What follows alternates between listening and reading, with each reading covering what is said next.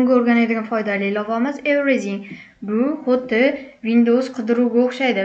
Misol uchun disklardan siz biror bir narsa, faylni o'zingizga topib olmoqchisiz. Uning nomini bilasiz, lekin qayerga saqlanganini bilmaysiz.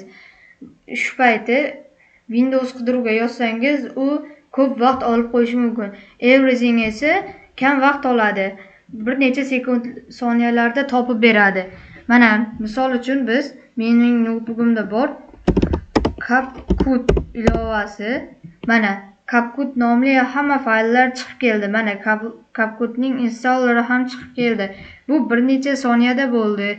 Windows qidiruvda esa juda ham ko'p vaqt oladi. Uni kutguncha vaqtingizni yo'qotasiz. Undan ko'ra Everythingni ishlating.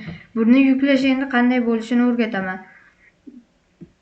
Chrome'ga kiramiz va Everything download deb yozamiz. Birinchida chiqqan Void Tools'ga kiramiz. Mana shu original sayt va ishonchli. Qolganlarda virus ham bo'lishi mumkin. Men mana shuni maslahat beraman va buni bosamiz. Bu yerga o'tdi. Buning ichkariga kirganimizdan keyin mana shunday. Hammasini bu yerdan esa o'zingizga xohlagan joyga yuklaysiz. O'zi yuklanyapti. Mana bu yerdan xohlagan narsangizni qidirsangiz bo'ladi. Bu yaxshi narsa.